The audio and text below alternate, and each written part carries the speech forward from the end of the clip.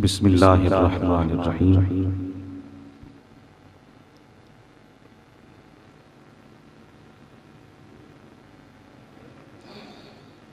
कुरान मजीद में अल्लाह रब्बुल इज़्ज़त का इरशाद पाक, इन्नन नफ्सा लअम्मारतुन बिस्सू, बेशक नफ्स बुराई का बहुत ज्यादा हुक्म देने वाला है।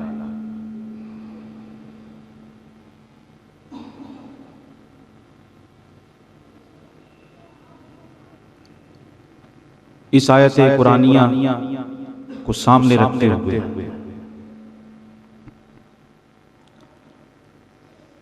बंदे मोमिन के लिए नफ्स का मामला बहुत पुरखतर और बहुत अहम है। पिछले जुमे अर्ज किया था हदीस पाक की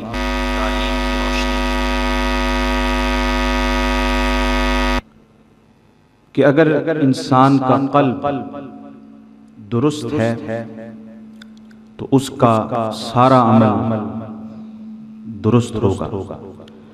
इंसान के अगर कल्ब में बिगाड़ आ जाए तो उसके हर अमल में खराबी बिगाड़ आएगा। अगर कल्ब रूह के हाथों में है तो गोया महफूज हाथों में है। अगर रूह के ज़ेरे असर है तो उस कल्ब में नेकी के जज्बात होंगे, अनवार होंगे, पाकीज़गी होगी। और अगर वही कल्ब रूह की बजाय नफ्स के हाथों में चला जाए तो फिर वो नफ्स के हाथों में खेलने लग जाता है। कल्ब नहीं रहेगा, वो नफ्स के ज़ेरे असर आकर नफ्स की जुबान बोलने लगे। यही वजह है कि फिर इंसान दिल के हाथों मजबूर होकर नफ्सानी ख्वाहिशात पर अमल करना शुरू कर देता है और गुनाह की और बुराई की वादी में दाखिल हो जाता है। इसलिए नफ्स का मामला बहुत अहम है। ये नफ्स का एक बुनियादी उसूल ये समझ आता है कि अगर नफ्स जितना कमजोर होता जाएगा तो ये हो नहीं सकता कि नफ्स कमजोर हो, इंसान का जो बुराई का हुक्म देने वाला वो कमजोर हो जाए। और ये हो नहीं सकता कि उसका कल्ब, उसकी रूह ताकतवर ना हो। तो जैसे नफ्स मगलूब होगा, दबाव में आएगा, उसी तरह उसकी कमजोरी की वजह से रूह ताकतवर होती जाएगी। तो ये इंसान की जो जिंदगी उसके फिक्र और अमल से, सोच और अमल से इबारत। इंसान का जो जिंदगी, उसके तर्ज़े अमल और तर्ज़े फिक्र दोनों की इस्लाह और दुरुस्तगी वो इस बात पर मुनहसिर है कि इंसान नफ्सानी ख्वाहिशात के खिलाफ कितना चलता है। नफ्स की गैर जरूरी इजाफी और नाजायज ख्वाहिशात को रोकना ये इब्तिदा है नफ्स को काबू करने। जो बुनियादी जरूरत है उसे छोड़ के इजाफी जो नफ्स इंसान के दिल में ख्वाहिशात पैदा करता है, इजाफी उसे दुनिया की मोहब्बत की तरफ लेके जाने की कोशिश करता है, दुनिया का मिजाज उसके अंदर लाने की कोशिश करता रहता है। और इसी तरह वो जरूरत से जायद की वादी में पहले कदम रखता है नफ्स के कहने, फिर उसे आदत हो जाती है, ख्वाहिशात जो दिल में पैदा हो रहा है, जो ख्वाहिश पैदा हो रही है, जरूरी है जरूरी नहीं है, वो अमल करना शुरू कर देता है, उसकी तकमील पे लग जाता है। और यही फिर आहिस्ता आहिस्ता जब मिजाज बनता चला जाता है तो नफ्स जो है इसी तरह उकसा कर बहका कर उसे गुमराह करते करते उसे एक हद होती है, उस हद से पार ले जाता है। और वो हद क्या है? उस हद से आगे गुनाह की हद शुरू हो जाती है, बुराई की हद शुरू हो जाती है। और यूं नफ्स के हाथों खेलता खेलता इंसान पहले जरूरत में था, फिर ख्वाहिश में आ गया, फिर तमन्ना में आ गया, और ख्वाहिश और तमन्ना की तकमील करता करता फिर वो इंसान गुनाह की वादी में दाखिल हो जाता है। तो नफ्स का मामला बहुत अहम है। कुरान मजीद ने इसी तरफ निशानदेही फरमाई कि नफ्स से बेखबर ना रहो, बेफिक्र ना रहो। यही वो नफ्स है जो बुराई का बार बार कसरत के साथ हुक्म देता है। अब नफ्स का मामला कितना अहम है कि इंसान अल्लाह के हुजूर जो इंसान का दर्जा है वो क्या होना चाहिए? अल्लाह के हुजूर इंसान का दर्जा वो किस नौइयत का होना चाहिए? इसके पीछे भी दरअसल नफ्स ही कार फरमा है कि इंसान अल्लाह की नजर में कैसा होगा। इसके पीछे भी नफ्स कार फरमा है कि अगर वो नफ्स को अपने मगलूब रखता है, नफ्स के खिलाफ चलता है, नफ्स की ख्वाहिशात से मुखालफत करता है और नफ्स को छोड़कर अपने रब की बातों को मानता है, अपने रब के अहकाम को मानता चला जाता है, तो फिर यहां ये वो मकाम है जहां से उसका दर्जा अल्लाह की नजर में बुलंद होना शुरू हो जाता है। इसलिए कि एक हुक्म उसे नफ्स दे रहा है और एक उस हुक्म उसे दीन दे रहा है, उसका रब दे रहा है, दीन की तालीम सिखा रही है। अगर वो नफ्स को छोड़ता है, उसकी खिलाफ वर्जी करता है, नफ्सानी ख्वाहिशात के पीछे नहीं जाता और नफ्स के हुक्म पर दुनिया के पीछे नहीं जाता, फिर वो नफ्स की ताकत कमजोर हो जाती है, उसका गलबा कमजोर हो जाता है, रूह ताकतवर हो जाती है और इंसान नफ्स की बात को तर्क करके अल्लाह के हुक्म पर अमल करके अपने रब की बातों को मानकर अल्लाह की नजर में उसका दर्जा बुलंद हो जाता है, अल्लाह की नजर में उसका दर्जा बुलंद हो जाता है। अब जो भी कलेमा गो है, देखिए जिसने कलेमा पढ़ लिया वो मुसलमान हो गया। अब वो चाहे 1000 गुनाह भी कर ले, खताएं कर ले, लग़ज़िशें कर ले, बदअमलियां कर ले, वो गुनाहगार तो है लेकिन मुसलमान होने का टाइटल उससे कोई नहीं छीन सकता। वो मुसलमान ही रहेगा, चाहे वो सुबह शाम गुनाह कर रहा है, गाफिल है, अल्लाह के जिक्र से, उसकी मोहब्बत से, उसके खौफ से बेखबर है, गाफिल हो गया है, दुनिया परस्ती में चला गया है, रहेगा मुसलमान। लेकिन सोचने की बात है वो कलेमा गो है इसलिए मुसलमान है, कलेमा पढ़ रखा है। कलेमा पढ़ना आसान है और कलेमा का बनकर दिखाना बहुत। मुसलमान तो है, मुसलमान ही रहेगा लेकिन मोमिन नहीं है, मोमिन नहीं। अब दुनिया की नजर में, दुनिया तो जाहिर को देखती है, अब अच्छे अगर नेक अमल हैं तो दुनिया की नजर में वो मोमिन मुसलमान है, लेकिन अल्लाह की नजर में, एक दुनिया की नजर में इंसान अच्छे अमल की वजह से दुनिया उसे मुसलमान भी कह सकती है, कहेगी और मोमिन भी कहेगी, लेकिन अल्लाह की नजर में वो मुसलमान के साथ साथ मोमिन कब बनेगा? जब जाहिरी अमल के साथ साथ उसका बातिन भी उजला हो जाए। उसका बातिन भी पुरनूर हो जाएगा, उसका कल्ब साफ रहेगा, उसके अंदर भी पाकीज़गी होगी, उसकी नीयत और इरादा भी दुरुस्त होगा, उसके अंदर खैर होगी, सच्चाई का जज्बा होगा, हुस्ने नीयत होगी, अच्छी नीयत वाला होगा तो अल्लाह की नजर में फिर जाहिरी अमल भी अल्लाह की नजर में मकबूल होगा। अब जाहिर में और बातिन को मिला के दुनिया की नजर में तो वो मुसलमान था, लेकिन अल्लाह की नजर में अगर उसका बातिन भी साफ है तो वो मुसलमान भी है और मोमिन भी है। ये है इस्लाम और ईमान का फर्क, इस्लाम और ईमान का फर्क।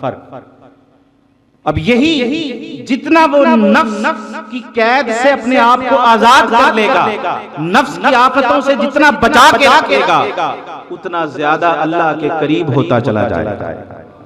इस्लाम तो है ही है, अगर नफ्स की बात न मानकर अपने रब के ताबे रहेगा, रसूल के ताबे रहेगा, शरीयत के ताबे रहेगा, अपने दिल में तकवा और परहेजगारी रखेगा, तो वो ईमान वाला भी होगा। इस तरह अल्लाह की नजर में इस्लाम और ईमान दोनों पहुंच गए और उसका दर्जा बुलंद हो गया। अब कुछ लोग नेकी और बुराई के दरमियान कशमकश में रहते हैं। कभी देखा उनको देखते हैं गुनाहों में रहते हैं, बुरे काम करते रहते हैं, कभी जज्बा जागता है तो पटड़ी से उतरे रहते हैं, कभी पटड़ी पे चढ़ जाते हैं, कभी रास्ते से भटके रहते हैं, कभी राह पर आ जाते हैं, कभी गुमराही में रहते हैं, कभी हिदायत पर आ जाते हैं, तो कभी बुराइयों के सपुर्द अपने आप को कर देते हैं और कभी जज्बा जागता है तो नेकियों की तरफ पलट आते हैं। ये क्या है? अल्लाह की नजर में, अल्लाह के हुजूर जब भी कोई इंसान नेकी करता है रायगा नहीं जाती, ये भी बाइस सवाब है, अजरो सवाब का बाइस है। लेकिन जो अल्लाह की बारगाह में अगर बुलंदियां हासिल करनी है, उसका कुर्ब हासिल करना है, तो फिर उसके लिए जरूरी है, यही वजह है आका दो जहां सल्लल्लाहु अलैहि वसल्लम का इरशाद गिरामी है कि सबसे बेहतरीन अमल वो है जो हमेशा किया जाए। नेकियां कभी कर ली, कभी गुनाह कर लिए, कभी नफ्स के हाथों मजबूर होकर नफ्सानी ख्वाहिशात पे अमल करते रहे, और कभी जज्बा जागा, कोई रमजान में जा गया, किसी वजह से किसी मौके पे जा गया तो नेकियों की तरफ माइल हो गए, तो अजर और सवाब अल्लाह की बारगाह से मिलता है। लेकिन हुजूर ने फरमाया इसीलिए कि सबसे बेहतरीन अमल बड़े बड़े अल्लाह के को राजी करने के लिए, अजर और सवाब कमाने के लिए और जन्नत की तमन्ना करने के लिए अमल नेकियां बड़ी बड़ी हैं, लेकिन हकीकत में हुजूर ने फरमाया सबसे पसंदीदा, सबसे महबूब अमल वो है जो एक दफा किया जाए और दूसरी दफा छोड़ दिया जाए, वो नहीं, बल्कि वो नेकी है जिस पर इंसान हमेशा कारगर रहे। और वो क्यों? वो इसी वजह से कि उसमें इस्तिकामत है, उसके अंदर अल्लाह ने इस्तिकामत रखी है। कभी दिल किया कर लिया, कभी दिल नहीं किया छोड़ दिया, सवाब तो मिल जाता है लेकिन अल्लाह का कुर्ब नसीब नहीं बनता। अल्लाह की नजर में बंदे का दर्जा बुलंद नहीं होता। वो किस सूरत में होता है कि जब इंसान अपने अंदर इस्तिकामत पैदा कर, मुदावमत पैदा कर ले। इसीलिए कहा गया कि अल इस्तिकामतु फौकल कराम, इस्तिकामत जो है ये करामत से भी बड़ी चीज है। इस्लाम लाना और कलिमा पढ़ना तो आसान है, लेकिन वो कलिमा सारी जिंदगी को बदल दे, ये उससे ज्यादा बुलंद काम है। कलिमा इंसान के ज़हन को बदल देता है, इंसान के ज़हन और अकीदे को बदल देता है, ये इस्लाम है। और अगर वही कलिमा इंसान की सारी जिंदगी को इनकिलाब आशना कर दे तो इंसान फिर अल्लाह के हुजूर सही मानों में मोमिन बन जाता है, अल्लाह के हुजूर बुलंद दर्जा हासिल कर लेता है। तो अगर अपनी जिंदगी में कोई इनकलाब चाहता है तो उसके लिए इस्तिकामत जरूरी है। और यही वजह है कि अल्लामा इकबाल ने फरमाया कि ये शहादत गहे उल्फत में कदम रखना, ये शहादत गहे उल्फत में कदम रखना है।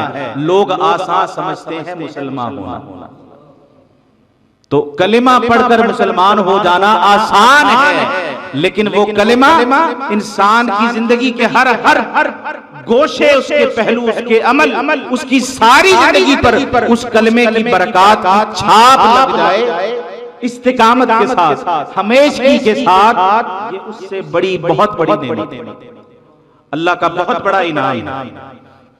और ये इसके पीछे क्या है कि नफ्स की मुखालफत करना। इंसान के लिए नफ्स का मामला बहुत अहम है। ये मंजिल कैसे पूरी हो सकती है कि जब इंसान नफ्स को छोड़ के अपने रब की बात मानना।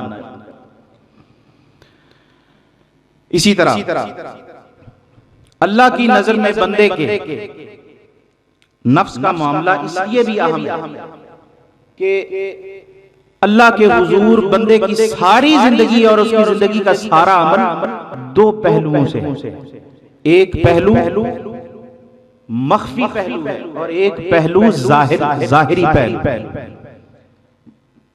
जाहिरी पहलू इंसान की जिंदगी का क्या है, उसके जाहिरी अमाल, वो जो भी वो काम, ऐसा काम जो जाहिर में है, जिसे दूसरे देख सकते, जो दुनिया देख सकती हो, वो जाहिरी अमल है, वो जाहिरी कोशा है इंसान का, बंदे का। और एक बंदे का वो कोशा है जो मख्फी है, जो पोशीदा है। और अल्लाह की नजर इंसान के जाहिर से ज्यादा उसके मख्फी पहलू पे होती है। यानी इंसान का वो अमल जो सिर्फ बंदे और अल्लाह के दरमियान है, कोई दूसरा उस अमल को, उस नेकी को, उस भलाई को नहीं देखता।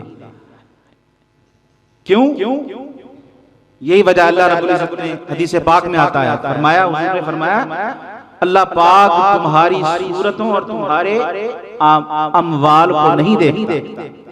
अल्लाह रब्बुल इज्जत तुम्हारी सूरतों, तुम्हारी शक्लों और तुम्हारे आमाल को नहीं देखता, वो देखता है तो तुम्हारे दिलों को देखता है और तुम्हारे आमाल को देखता है। अब जाहिरी अमल इंसान का बड़ा ही अच्छा है, लोग देखेंगे और जाहिरी अमल देख कर ही फैसला कर लेंगे कि ये इंसान कितना अच्छा है। लेकिन दुनिया की नजर में उसका जाहिरी अमल ही सब कुछ है, लेकिन अल्लाह की निगाह सबसे पहले बंदे के इरादे पर, उसके दिल पर होती है, उसके बातिन पर होती है, फिर अमल पर जाती है। इसलिए सही मानों में अल्लाह की नजर में बंदा उस वक्त सही मानों में बंदा होगा जब उसका जाहिर भी उजला होगा, बातिन भी उजला होगा। और यही वजह है कि अल्लाह रब्बुल इज्जत जो हदीस पाक बयान की कि अल्लाह की नजर बंदे के दिल पर होती है, उसके कल्ब पर होती है। इसी तरह नफ्स का मामला किस कदर अहम है कि हम देखते हैं दुनिया में एक आम दुनिया का आम दस्तूर है कि किसी चीज की कदर कीमत का सही जो तयन है, वो अगर वो चीज बाजार में अकेली है, कोई मुकाबला नहीं है, कोई कंपटीशन नहीं है, वो उस चीज की कदर कीमत मुनासिब होती है। लेकिन जो ही मुकाबला बढ़ता है, मार्केट के अंदर, बाजार में कंपटीशन बढ़ जाता है, उसके मुकाबले में और उस तरह की चीजें उन्हीं फवायद और खसाइस वाली आ जाती हैं, तो फिर वो चीज, फिर जिस चीज में ज्यादा कमाल होगा, ज्यादा खुसूसियत होगी, ज्यादा फायदा होगा, उस चीज का रेट बढ़ जाएगा। तो मुकाबले की वजह से जो रेट है कीमत है, कदर है, वो किसी भी चीज की बढ़ जाती है। इसी तरह देखिए, ये एक आम मिसाल समझाने के लिए देखिए, फरिश्ते हैं अल्लाह की मखलूक, हर दम अल्लाह की इबादत में रहते हैं, अल्लाह के हुजूर झुके रहते हैं, नाफरमानी बिल्कुल नहीं, गुनाह बिल्कुल नहीं है उनके अंदर, अल्लाह के हुक्म से सरताबी बिल्कुल नहीं है, हर दम अल्लाह के हुजूर वो इबादत में महव रहते हैं, और उनका निशान, उनकी अलामत, उनकी पहचान ही अल्लाह की बंदगी। उनके अंदर नफसानी ख्वाहिश नहीं, और उनके मुकाबले में इंसान को देखिए, इंसान में अल्लाह ने नफसानी ख्वाहिश रखी, ख्वाहिश नफसानी को वदियत कर दिया। तो अगर जो इबादत, रियाजत, इखलास का दर्जा फरिश्तों का है, इंसान नफसानी ख्वाहिश के होते हुए वही इखलास, वही दर्जा, वही खुलूस, वही लिल्लाहियत के साथ अगर अल्लाह की बंदगी बजा लाए, तो फिर बोलिए मकाम किसका ज्यादा होगा? इंसान का मकाम ज्यादा। यही वजह है कि इंसान अशरफुल मखलूकात कहलाता है। क्यों? कि फरिश्तों के यहाँ वो जो मुकाबला है वो है ही नहीं, उन्हें किसी मुखालिफ शय का सामना ही नहीं है जो उनको अल्लाह की बंदगी से रोक रही हो। इधर इंसान है तो अल्लाह ने उसके अंदर नफ्स रखा जो उसे हर दम बुराई की तरफ लेके जा रहा, और इस बुराई की वजह से अब मुकाबला आ गया, सामने रुकावट आ गई जो अपना पूरा जोर लगा रही है, इंसान को राह से भटकाना चाहती है। अब अगर इंसान वही खुलूस फरिश्तों वाला, वही लिल्लाहियत पैदा कर लेगा, तो वो बोलिए कि वो फरिश्तों से कहीं ज्यादा मकाम वाला हो जाएगा कि नहीं? इसी तरह एक अल्लाह का बनी, वो दो अल्लाह के बंदे, दोनों उसको याद करने वाले, दोनों उसका दम भरने वाले, एक सहरा में बैठा, ऐशो आराम से दूर, नेमतों से दूर, दुनिया की आसाइशों सहूलतों से दूर, अच्छे लिबास, अच्छे खाने से दूर, वो किसी बयाबान में, किसी सहरा में हर तरह के आराम से दूर होके नफ्स को रियाजत में डालकर, मुशक्कत में डालकर, अलग थलग होकर, दुनिया की रौनकों से बिल्कुल किनारा होकर वो अल्लाह की याद कर रहा है, अल्लाह को याद कर रहा है, जिक्र इलाही नहीं। एक अल्लाह का ये बंदा है जो उसे याद कर रहा है, और एक अल्लाह का वो बंदा जो दुनिया में है, लोगों में है, जलवत में है, मुआशरे के अंदर है, दुनिया की ऐशो आराम, दुनिया की आसाइशों, दुनिया की नेमतों में घिरा हुआ है, और वो अल्लाह को याद कर रहा है।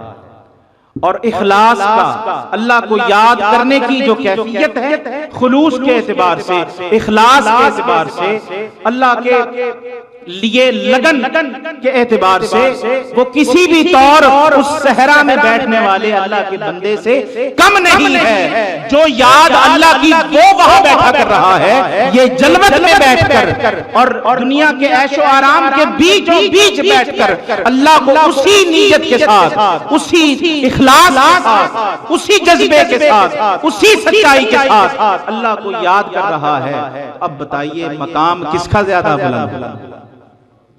दोनों अल्लाह के बंदे हैं, दोनों अल्लाह की याद में हैं, लेकिन वहां जो बैठा हुआ है, यहां बैठा हुआ जो दुनिया में, जो जलवतों में, रंगीनियों में बैठ के वो किसी भी दम अल्लाह से गाफिल नहीं है, तो मकाम इसका ज्यादा होगा, इसलिए कि वहां उसे मुकाबला नहीं दरपेश, यहां उसे नफ्स का मुकाबला दरपेश।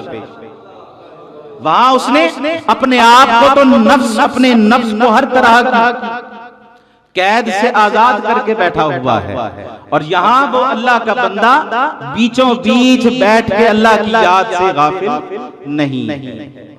तो मकाम इसका ज्यादा हुआ। वो शायर, किसी शायर ने इसीलिए कहा कि तुम दिए बादे मुखालिफ से न घबराया, तुंदिए बादे मुखालिफ से न घबराए उकाब, ये तो चलती है तुझे ऊंचा उड़ाने के लिए।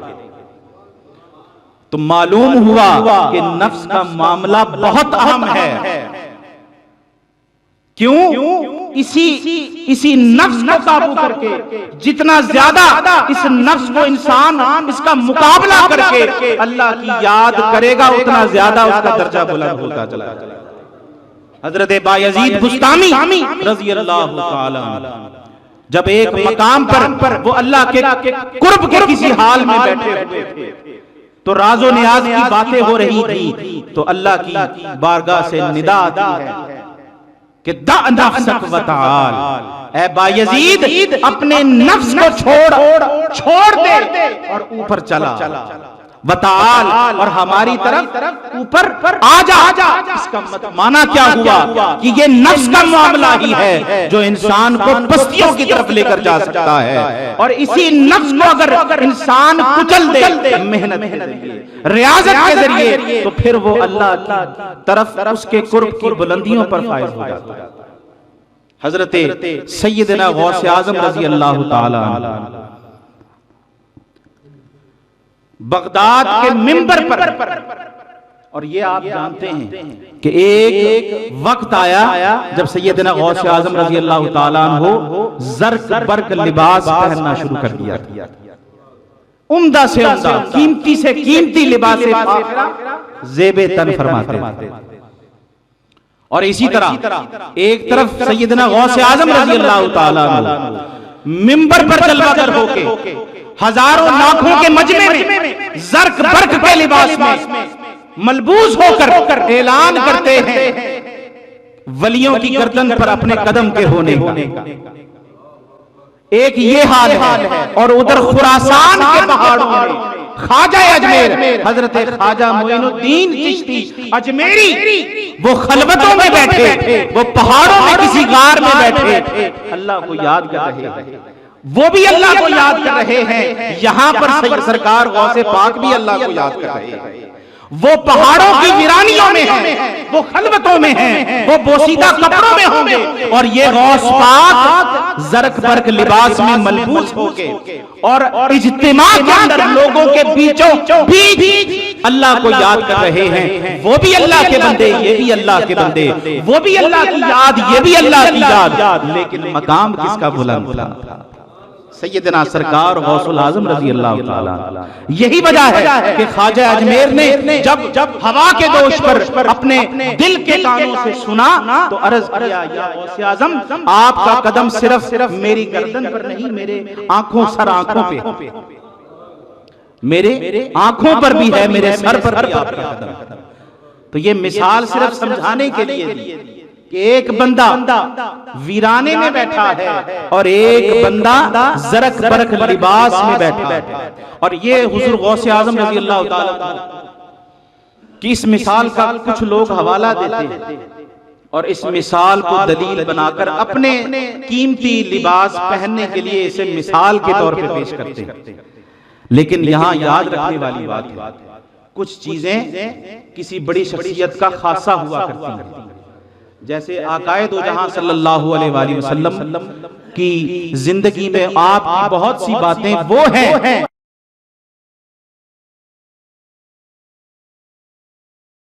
जो सिर्फ हुजूर के साथ।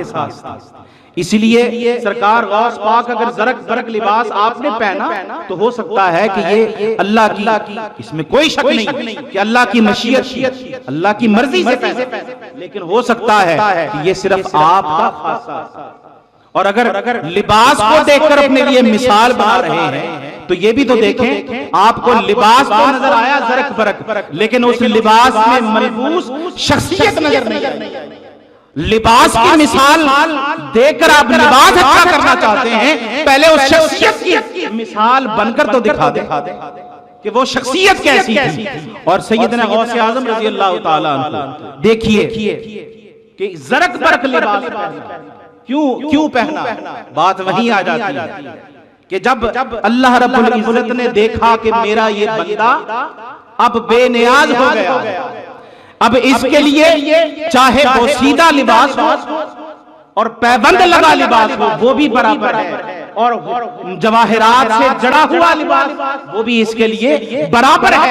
न बोसीदा लिबास को देखकर इसके दिल में मलाल पैदा होता है, न किसी ज़रक लिबास को देखकर इसके दिल में अपनाइयत, खुद पसंदी और ख्वाहिश पैदा होती है। ये इन बातों से मावरा हो गया है। तो वो तो रब्बे कायनात है, जब उसने देखा कि मेरे अब्दुल कादिर का ये हाल हो गया है, तो वो तो इन्नल्लाह जमीलुन व युहिब्बुल जमाल, वो तो खूबसूरत है और पसंद ही खूबसूरती को करता है। तो ये हमारे एक हुस्ने ज़न का ख्याल है कि अल्लाह ने कहा होगा अब्दुल कादिर तो इतना कमाल को पहुंच गया है और मैं खूबसूरत हूं, खूबसूरती को पसंद करता हूं। अब तेरा नफ्स इतना मगलूब हो चुका है कि तेरे लिए अब नफ्स किसी मसले का बायस नहीं है, इसलिए अब ये हो नहीं सकता। ऐ अब्दुल कादिर, अब मैं देखना चाहता हूं कि तू दुनिया को तबलीग कर रहा है, मसनद तबलीग पर बैठा है, अब वलियों का ताजदार बन गया है। अब मैं तुझे बोसीदा कपड़ों में देखना ही नहीं चाहता।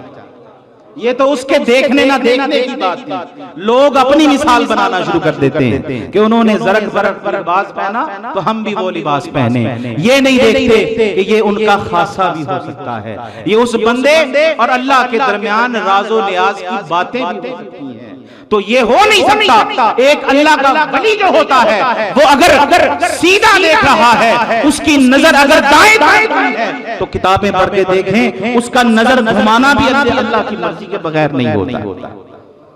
इसलिए लुब्बे लुआब क्या है कि जिसने नफ्स को काबू कर लिया, नफ्स को मगलूब कर लिया, ये नफ्स का मामला इंतहाई अहम है।